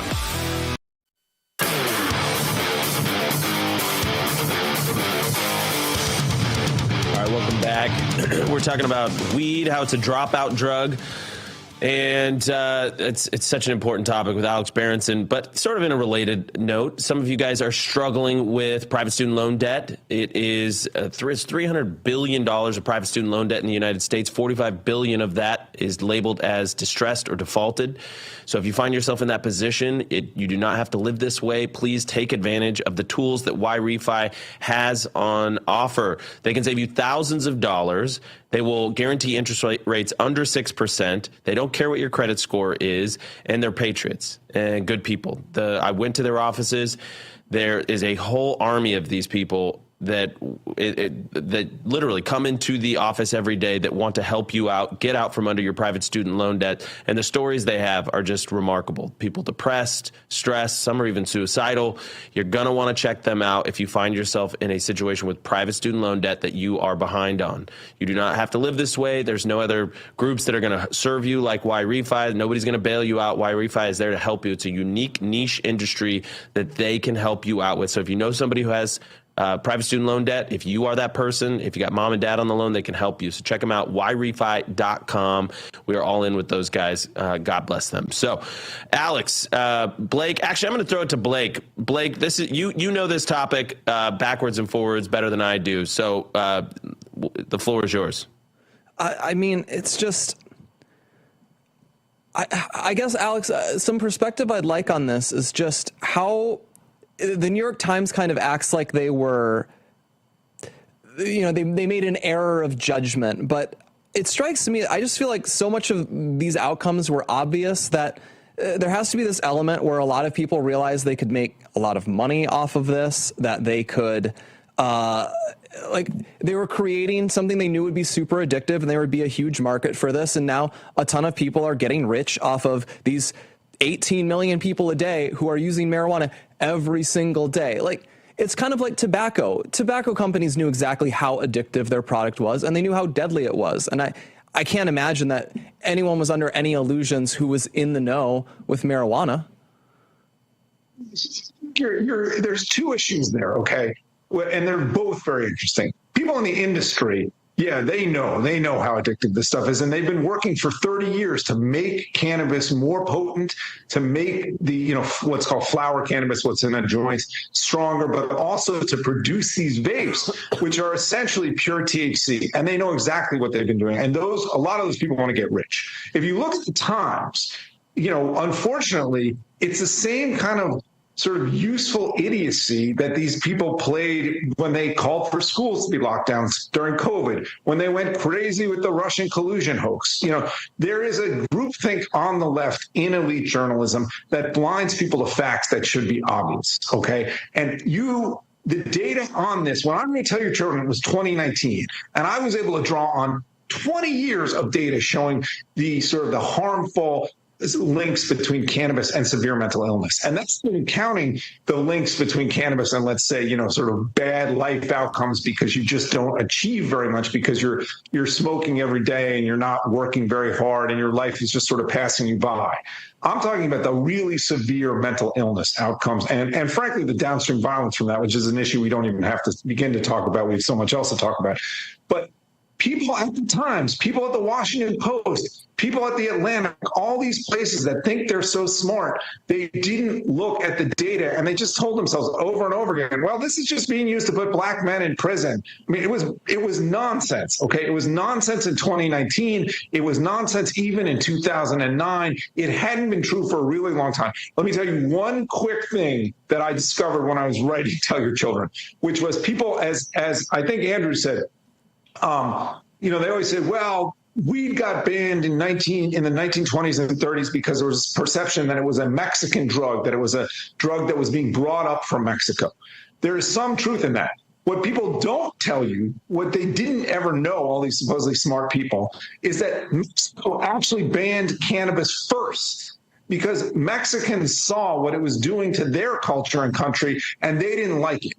So whenever this drug has become widely used, whether it's in India, whether it's in Mexico, whether it's in African and North African countries, eventually there's a backlash to what it does to people. And the fact that we thought we could rewrite the rules on this, that a bunch of nice liberals who basically had smoked pot a few times in college thought they could totally rewrite history and human biology and legalize this and there'd be no consequences, just tells you once again what a bubble the left is living in. And now, by the way, some of these people, what's happened is they've seen their kids get completely screwed up on high potency cannabis and THC or their friends, and now they realize the truth. I think here, let's do like a little rapid fire question and answer here. Is weed a gateway drug? Yes. Yes or no? Yes. Yes. Evidence is clear. Does on it? That. Yes. What is the rate of schizophrenia? Do we know, especially in young men that are high drug users? So the base rate is about 1%. So one reason this has been able to happen is that, let's say heavy cannabis use triples the base rate, okay? Even not every young man is using. So even if, let's say, 30% of young men are using in a dangerous way, that would not result in such a huge number that it would be immediately obvious. Even though this is a really severe illness, it becomes obvious over time. But what I say, and I say this with confidence now, is that there are probably hundreds of thousands of young people, mostly men, but some women in the United States and Canada who become severely mentally ill as a result of cannabis use who wouldn't have been. Hundreds of thousands of lives ruined, hundreds of thousands of families, because what you heard with Brett is this destroys families, right? It doesn't just destroy one person. When you're the family member, the brother or sister, I mean, God forbid you're the child, but brother, sister, parent of somebody with really severe mental illness, your life is misery. I have a couple, Alex. So even if you don't get psychosis, if you're using weed nearly daily from age 16, how bad of an impact is that going to have on your cognitive baseline? How many IQ points are you going to lose? It's a really good question. I don't think there's a simple number. It's bad for memory. It's bad for motivation. It's bad for intelligence. But I wouldn't be comfortable saying, 10 points, 20 points. I mean, clearly, most people who use, or many, many people who use heavily, find their lives disrupted by this. In the same way, if you're an alcoholic, your life is going to be disrupted. I've got another question. Where weed has been legalized, have the outcomes been, has there been, you touched on violence. Have we seen rises in violence, crime, criminality? 30 seconds out.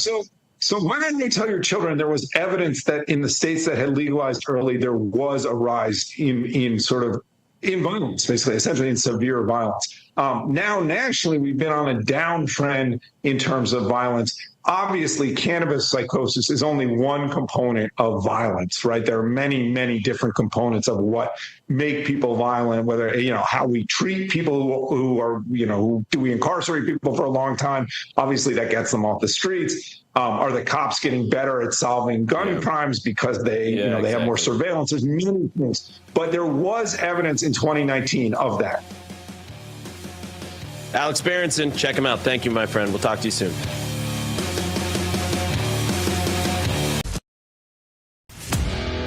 At Real America's Voice, we know that you want to be a part of something bigger. That's why we've teamed up with AMAC, the Association of Mature American Citizens, to build a real community of folks who care about faith and our country's future. There is no force on earth that can stop us from saving our country. Want to be a part of this movement? It's easy. Just scan the QR code on your screen right now. That's right. Grab your phone and scan the QR code to join the AMAC and Real America's Voice family today. By scanning the QR code, you'll unlock exclusive content, connect with like-minded Americans, and be first in line for events that celebrate our shared values. So don't wait. Scan the QR code. Join us today and become part of a community that stands for faith, family, and freedom. Real rights, they come from God. With AMAC and Real America's Voice. Go ahead. Scan the QR code now. Hey folks, it's your friend John Rich. I co-founded Old Glory Bank because we heard too many stories about people getting canceled by their bank because they didn't agree with their politics. The government wanted to know where you shopped. If you bought a Bible or you shopped at a sporting goods store, you're probably on a list. We created Old Glory Bank because America needed a bank that would protect their privacy and security. Exercising your constitutional rights is not a criminal activity, and neither is loving your country. At Old Glory Bank, we stand with you. I'm a J6er. I spent 1,143 days in prison. About a year in prison. We were prosecuted, persecuted. J6ers have been treated like terrorists. And we need your help. Stand in the Gap was founded to stand in the gap for J6ers working to rebuild their lives after being incarcerated. For just $10 or more, you can help these patriots get back on their feet again. Every dollar you give is being matched up to $50,000. Go now to j6support.com and donate today. This is Giselle Chaffin. I'm from North Carolina. I'd like to let you know that RAV News is the best news. Number one news. Truth seekers seek to find the truth. It'll set you free.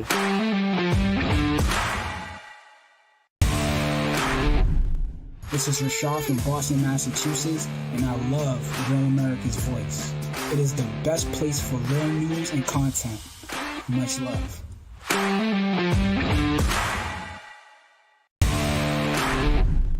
I'm Terry from New Jersey, and I just want to say that I love Real America's Voice. I love you guys. Keep up the good work.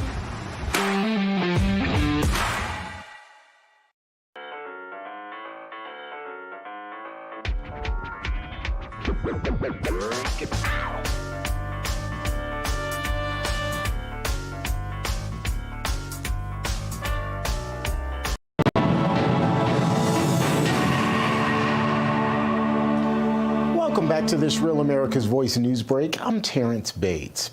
6 Republicans are on President Trump's rhino list this morning after they crossed the political aisle and voted with Democrats to pass a resolution disapproving of President Trump's 25% tariffs on Canada. Representatives Jeff Hurd of Colorado, Kevin Kiley, of California, Thomas Massey of Kentucky, Don Bacon of Nebraska, Brian Fitzpatrick of Pennsylvania, and Dan Newhouse of Washington are the Republican defectors. President Trump responded with a post on Truth Social saying, in part, any Republican in the House of Representatives and the Senate that votes against tariffs will seriously suffer the consequences come election time, and that includes primaries. The SAVE Act is one measure that House Republicans do appear to be united on. The election overhaul bill, which seeks to tighten voter registration standards, specifically a provision requiring prospective voters to show proof of citizenship in order to register to vote, passed the House by a 218 to 213 margin. Only one Democrat voted to move the legislation out of the House to the Senate. Senate Majority Leader John Thune is ruling out changing the Senate rules in order to skirt the chamber's 60-vote threshold to pass that bill, though. And Canadians are trying to come to grips with the aftermath of one of the deadliest mass shootings in that country's history. Investigators confirm the shooter is an 18-year-old transgender person who killed his mother and stepbrother before going to his former high school and then murdering 6 more people there. The shooter then turned the gun on himself. Police in British Columbia released the shooter's name on Wednesday following the deadly attack just the day before. I also want to take you to the White House as we're waiting for EPA Administrator Lee Zeldin and President Trump to come out and speak. We're hearing that the two are going to be together for some sort of major announcement. At this point, however, there's no word what that announcement is. Again, once they do come to the podium here, we'll take you there live and let you hear the announcement for yourself. All of that is coming your way here on Real America's Voice. So stay tuned because, again, as soon as they come to the podium, we'll take you there live. That's going to do it for our coverage. We appreciate you being here with us for this Real America's Voice news break. Now, back to your regularly scheduled programming. The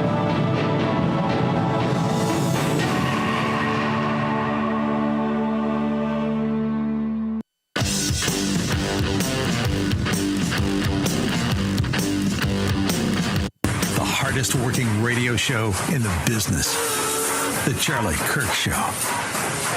All right, 2026 marks 250 years of America, and conversations around American culture will be at the front and center all year long, as they should be. So again, why we did the All-American Halftime Show. Good Ranchers has been supporting American ranchers and farmers since it started, and that's not just lip service. They do it from the farm and the field to the final seal on every box. Every piece of meat, whether that's chicken, pork, beef, even fish, is American meat. American meat. It's 100% dedicated to America, this company. There's no gimmicks. There's no funny labels. There's no loopholes in the law that, is actually bringing over Brazilian meat or whatever. No, this is 100% American meat. Subscribe today at goodranchers.com. You will save up to $500 a year just through your subscription. So you're saving $500 if you subscribe. That's the best way to do it. I'm a subscriber.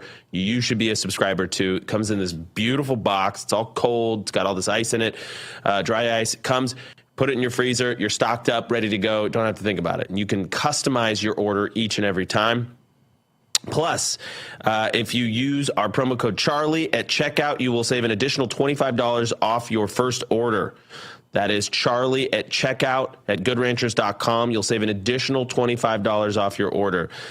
So this is American meat delivered, goodranchers.com. Ben and Corley Spell, who run it, are amazing, amazing people. Please support them. Support this country. It's America 250. This is how you need to get your meat. Support American ranchers. They've been with us through thick and thin for all 250 years of this beautiful country. All right. I want to get to our next guest, and that is Tom Bevan. I got to hang out with him last night at celebrating freedom of speech with Real Clear Politics. Tom, welcome back to the show, my friend. It's good to have you. It's good to be back, and it was good to be with you last night. That was a lot of fun. Yeah, and thank you for honoring Charlie and his work celebrating free speech. And I thought you guys did a great job of honoring him and honoring his legacy. So, and you had liberals on stage. I mean, you guys really run the gamut. We had some spirited debates about trans and about it was good. It was really Don Lemon, and was he a journalist or an activist? It was a really good collision of ideas. All right, Tom, I'm gonna read something verbatim from a very prominent left-wing journalist that I was texting with. And this, everybody would know the name if I said it, but I'm going to leave it anonymous just for the sake of the relationship.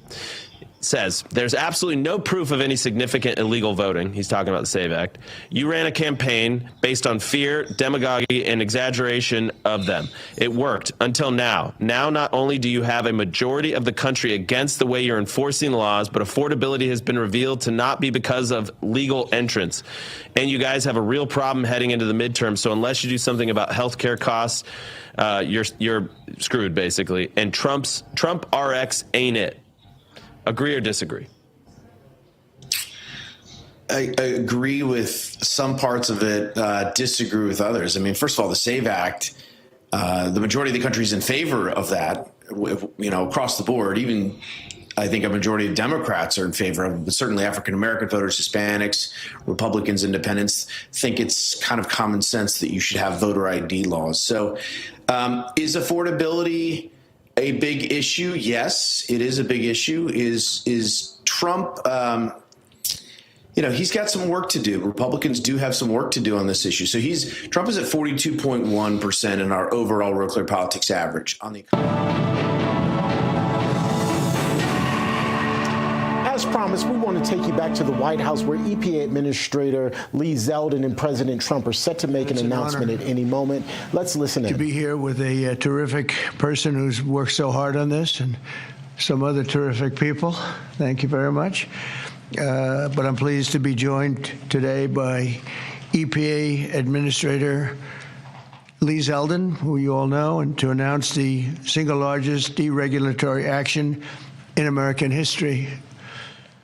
That's a big statement in American history, and I think we can add the words by far. Under the process just completed by the EPA, we are officially terminating the so-called endangerment finding, a disastrous Obama-era policy that severely damaged the American auto industry and massively drove up prices for American consumers. Prices went up incredibly for a worse product. This action will eliminate over $1.3 trillion of regulatory costs and help bring car prices tumbling down dramatically. You're going to get a better car. You're going to get a car that starts easier, a car that works better for a lot less money.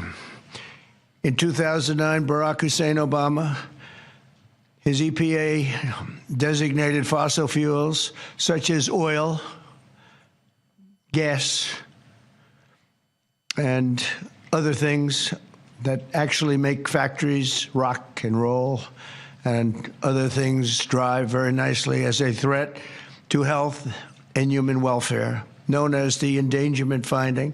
This determination had no basis, in fact, had none whatsoever, and it had no basis in law. On the contrary, over the generations, fossil fuels have saved millions of lives and lifted billions of people out of poverty and all over the world. And you see it with the blackouts all over, where they don't use it, where they went to wind, intermittent wind, which is weak and ineffective and very, very costly, most costly energy there is. And people are dying because there was no air conditioning or there was no heating. Lots of other things, bad things happened. And yet this radical rule became the legal foundation for the Green New Scam, one of the greatest scams in history, probably as great, maybe even greater than Russia hoax, etc., which the Obama and Biden administration used to destroy countless jobs. And the jobs have been just decimated. Although they're all coming back because of tariffs, they're all coming back into our country at levels we've never seen before. But it raised prices and caused immense harm to the U.S. auto industry. We thought irreparable, but we've got them back. We're coming back now. I was in Detroit, as you know, with Ford, and they had one of the earliest plants from the early 1900s, and it was going to be closed down. And then when I won, they said, let's keep it open for a little while. Let's see what happens. And they just announced, as you know, they're going 24 hours around the clock with that same plant that was going to be closed because of what we've done. For example, under the endangerment finding, they forced the hated start-stop feature onto American consumers, which unnecessarily shuts off a car's engine when you stop at a red light. In other words, the engine goes off. That's great. The endangerment finding was also used to impose the massive and really very expensive electric vehicle mandate, expensive in the sense that nobody wanted it. Everybody was going to be forced to buy an electric car in a very short period of time, even though you can't power the car, because we would have had to spend $5 trillion on power stations. That's all dead, gone, over. These crippling restrictions were a major factor in driving up car prices to unprecedented levels, and the car that you were getting was not nearly as good. In 4 years under the Biden administration, the price of a new and used car rose more than 22%, all to facilitate the Green New Scam without achieving any meaningful impact on the environment but making the car worse. That is why, effective immediately, we are repealing the ridiculous endangerment finding and terminating all additional green emission standards imposed unnecessarily on vehicle models and engines between 2012 and 2027 and beyond. This action will save American consumers trillions of dollars and will lower the average cost of a new vehicle by close to $3,000. Think of that. During my campaign, I promised to cut 10 old regulations for every new regulation, and we've exceeded that. We've instead done it 10 regulations. We were able to cut 129, so now we cut 129. So think of that. I promised to cut 10 old regulations for every new one, but we did more than 10. We did 129. It's something. Nobody can even believe it. So we did a lot of regulation cutting in the first administration, a record. Nobody even close to it now. We're actually exceeding it in this administration. The biggest one yet that we've done is happening right now. So perhaps no industry has benefited more from our historic deregulation campaign than the U.S. auto industry. We canceled the EPA's absurd, just totally absurd, tailpipe emission standards, which was a disaster for automobile manufacturing, and revoked Biden's emissions waiver that would have allowed California to regulate automobiles for the entire nation. And they're crazy out in California. They have nothing but trouble out there, as you know. That's why people are leaving in record numbers. I also ended Joe Biden's extreme CAFE emission standards, saving the average American consumer much more than $1,000 when they buy a new car. But now we're talking about close to $3,000.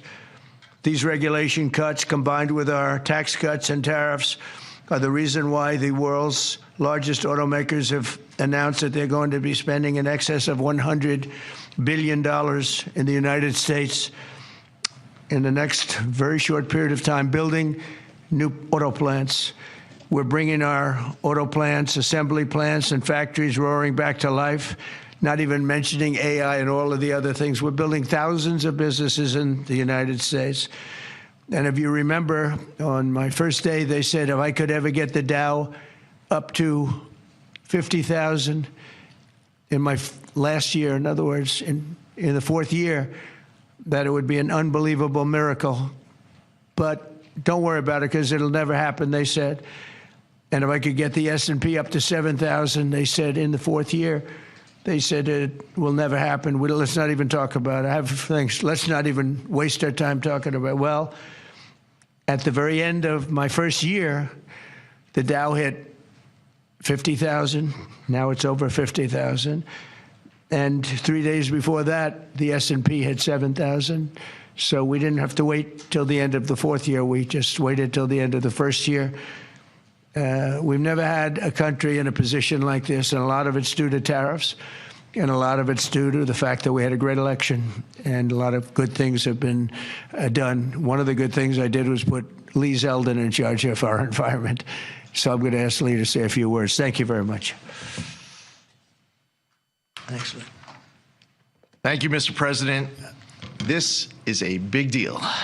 Under President Trump's leadership today, the Trump EPA has finalized the single largest act of deregulation in the history of the United States of America. Referred to by some as the holy grail of federal regulatory overreach, the 2009 Obama EPA endangerment finding is now eliminated. This action will save American taxpayers over $1.3 trillion. What that means is lower prices, more choices, and an end of heavy-handed climate policies. With today's announcement, American families will save over $2,400 for a new vehicle. 16 years ago, an ideological crusade within the Obama administration set off the most costly regulatory power grab our country has ever experienced. The 2009 Obama EPA endangerment finding led to trillions of dollars in regulations that strangled entire sectors of the United States economy, including the American auto industry. It claimed new powers over the vehicles we drive, even though the best reading of the Clean Air Act clearly states otherwise. The Obama and Biden administrations used it to steamroll into existence a left-wing wish list of costly climate policies, electric vehicle mandates, and other requirements that assaulted consumer choice and affordability. And who paid the biggest price? Hardworking families, small businesses, millions of Americans who just want a reliable, affordable car to get to work, take their kids to school, or go to church on Sunday. The endangerment finding and the regulations that were based on it didn't just regulate emissions. It regulated and targeted the American dream. And now the endangerment finding is hereby eliminated, as well as all greenhouse gas emission standards that followed. The red tape has been cut. Manufacturers will no longer be burdened by measuring, compiling, or reporting greenhouse gas emissions for vehicles and engines. And the forced transition to electric vehicles is eliminated. No longer will automakers be pressured to shift their fleets towards electric vehicles, vehicles that are still sitting unsold on dealer lots all across America. And as a cherry on top, we are ending the federal government's push to get manufacturers to install that Obama switch, the almost universally despised start-stop feature. There will be no more climate participation trophies awarded to manufacturers for making Americans' cars die at every red light and stop sign. It's over, done, finished. Under President Trump's leadership, vehicle manufacturers can once again build what Americans want, not what politicians and bureaucrats in Washington demand. President Trump campaigned on reviving the auto industry, and he continues to deliver win after win after win, ending electric vehicle mandates, getting rid of the Biden Cafe standards with Secretary of Transportation Sean Duffy, and securing massive new U.S. manufacturing investments and all of the jobs that come with it. Affordable cars mean opportunity. That means jobs, healthcare, education, and mobility, especially for working families and rural Americans who rely on their vehicles every single day. And this isn't just about making the American economy boom. It's also about restoring the rule of law, a fundamental principle of our great republic. For years, unelected bureaucrats twisted the Clean Air Act into something it was never meant to be. The Obama administration twisted itself into some kind of mental pretzel to invoke authority it didn't have and to sidestep Congress. They claimed that 6 greenhouse gas emissions from vehicles, some of which aren't even emitted from vehicles and trucks, contribute some amount above zero to global climate change, what they said endangered public health. But their wild web of mental leaps isn't prescribed in federal statute. The Obama EPA's House of Cards upended the best reading of the Clean Air Act, as well as 50 years of EPA precedent on what constitutes regulable air pollution. In the 16 years that intervened, the Supreme Court has established clear precedent in Loper Bright Enterprises and West Virginia versus EPA.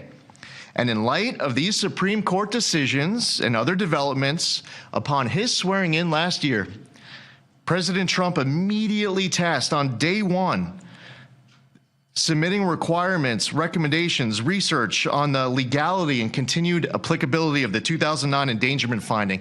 And at Trump's speed, he wanted that research and recommendation turned around instantly. We looked at the Clean Air Act. We looked at what the highest court in the land had said, and we used a very simple metric. If Congress didn't authorize it, EPA shouldn't be doing it. Congress never voted for these climate mandates inside of Section 202 of the Clean Air Act.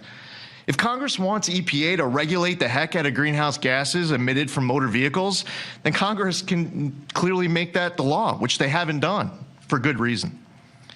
Today, we dismantle the tactics and legal gymnastics used by the Obama and Biden administrations to backdoor their ideological agendas on the American people. Following the plain language of the law, we have now realigned EPA's rulemaking to reflect the Clean Air Act exactly as it is written and as Congress intended, not as others might wish it to be. Were our predecessors focused on trying to make and please a few fear-mongering climate alarmists? The Trump EPA is making decisions to benefit all Americans based on common sense and reality. And the American people are tired of paying the price of political games. Last November, they voted for an administration that would listen to them. They told us that the price of a newer, safer vehicle was too high. They told us they didn't want cars that shut off at every red light. They told us dealers were sitting on lots filled with electric vehicles that nobody wanted or were buying. The Trump EPA listened. We heard you and we acted.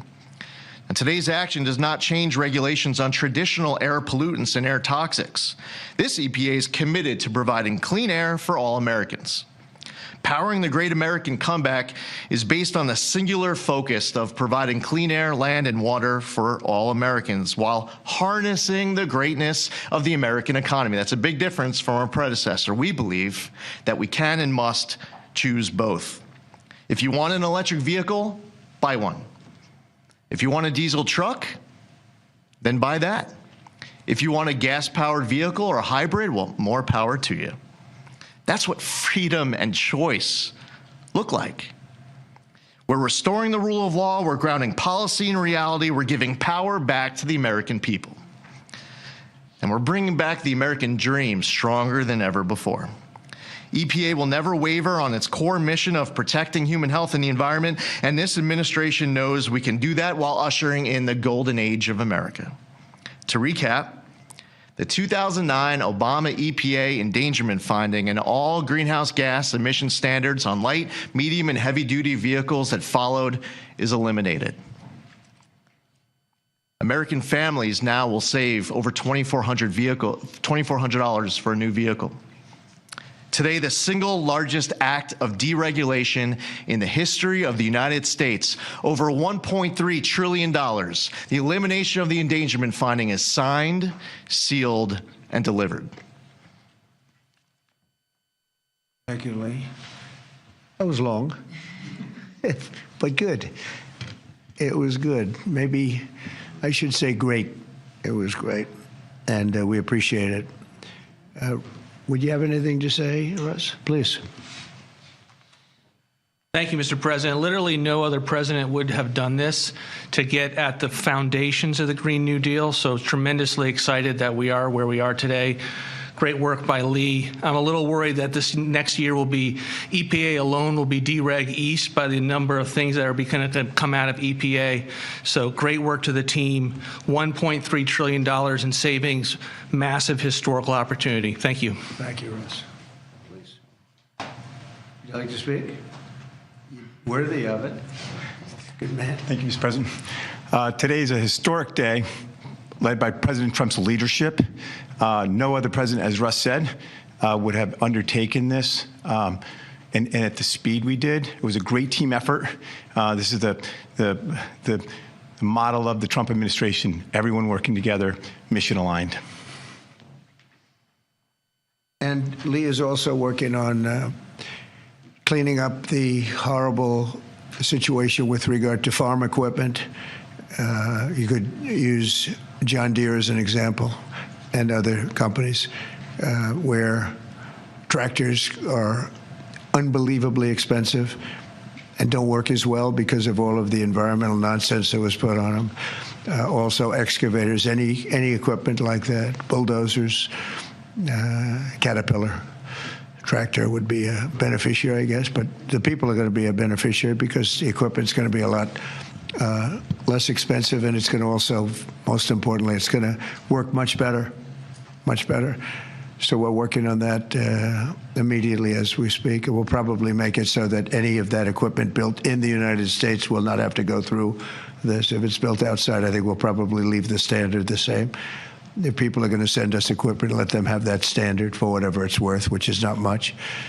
And I think that's a very big announcement, too, and we're going to see if we can get that done very quickly so that all of that equipment that we have made, including lawnmowers, et cetera, you won't have to go to the finest schools in the world in order to figure out how to operate it.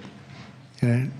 So any questions, please? President Trump, Thank you for this. And after this much applauded move to roll back the former EPA's endangerment finding, what additional steps do you plan on taking to scale back what many are calling climate industry scams? Specifically, and Secretary Zeldin knows about these wind turbines they're trying to bring to New York.